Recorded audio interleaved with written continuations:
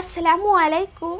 আজ তৈরি করে দেখাবো গ্যাসের চুলায় স্পঞ্জি কেক। আর মাত্র 2টা ডিম দিয়ে এইরকম কেক তৈরি করুন খুব সহজভাবে। আর এইরকম কেক বাচ্চারা তো খুবই পছন্দ করবে, বাজার থেকে কিনে এনে খেতে হবে না যদি এরকম কেক তৈরি করেন।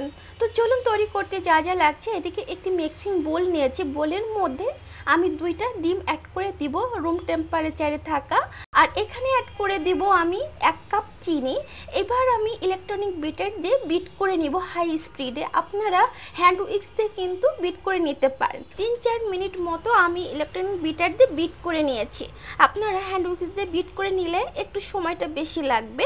তো এরকম বিট করা হয়ে গেছে, এর থেকে বেশি বিট করব না, নইলে আবার যে ফোমি ফোমি ভাব সেটা কিন্তু নষ্ট হয়ে যাবে। তো এটা আমি দেখিয়ে দিচ্ছি, এরকম হয়েছে। তো এদিকে একটি স্ট্যানার নিয়েছি, স্ট্যানারের মধ্যে আমি 1 কাপ ময়দা অ্যাড করে নিব এবং 1/2 কাপ আমি কোকো পাউডার অ্যাড করে নিব, 1 চা চামচ বেকিং পাউডার, 1 চা চামচ বেকিং সোডা এবং স্বাদ মতো লবণ। এইবার আমি সব উপকরণগুলো চেলে নিব।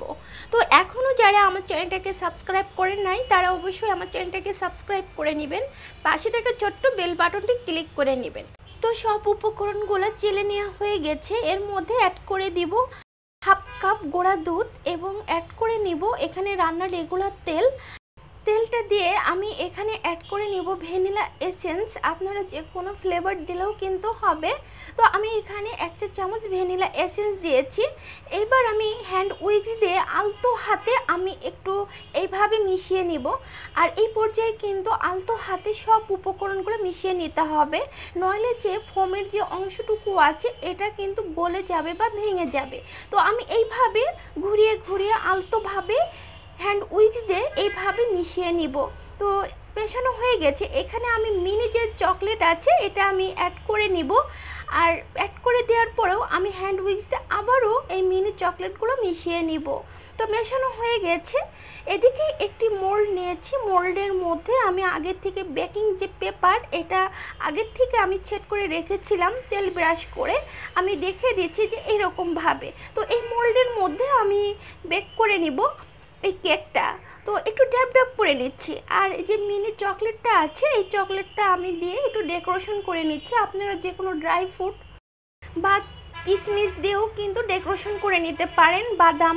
তো এটা আমার ডেকোরেশন করে নেওয়া হয়ে গেছে। এদিকে আমি একটি ফ্রাই প্যান নিয়েছি, ফ্রাই প্যানের মধ্যে এরকম স্ট্যান্ড দিয়ে এর উপরে আমি কেকের মোল্ডটা দিয়ে ঢেকে দিব। এবার আমি ঢাকনাটা দিয়ে ঢেকে রাখবো আধা ঘন্টা মতো। তারপরে এবার আমি আধা ঘন্টা পর ফিরে এসে ঢাকনাগুলো উঠিয়ে আপনাদের দেখাচ্ছি মাশাআল্লাহ কত সুন্দরভাবে আমার এই চকলেট কেক হয়েছে। আর একটু টুথপিন দিয়ে আপনাদের চেক করে দেখাচ্ছি, দেখেন কতটা ক্লিন হয়েছে। তো আমি এই কেকটা তুলে নিব, দেখেন কতটা সুন্দর হয়েছে। এইবার আমি একটু ছুরির সাহায্যে চারপাশ খুলে নেব। এবার আমি মোল্ড আউট করে নিব একটি প্লেটে আমি তুলে দেখাচ্ছি, দেখেন কতটা সুন্দর হয়েছে আর কতটা লোভনীয়। এবার আমি কেকের উপর থেকে এরকম বেকিং পেপারটা ফেলে দিব।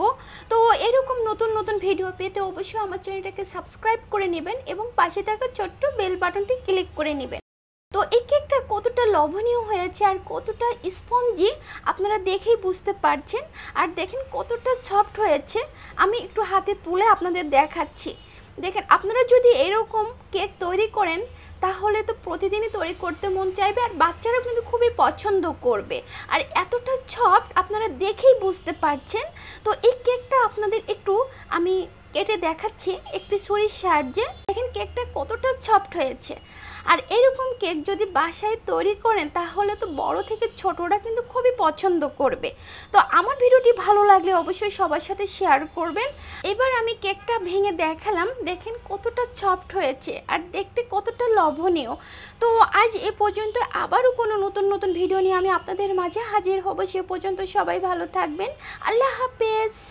আসসালামু আলাইকুম।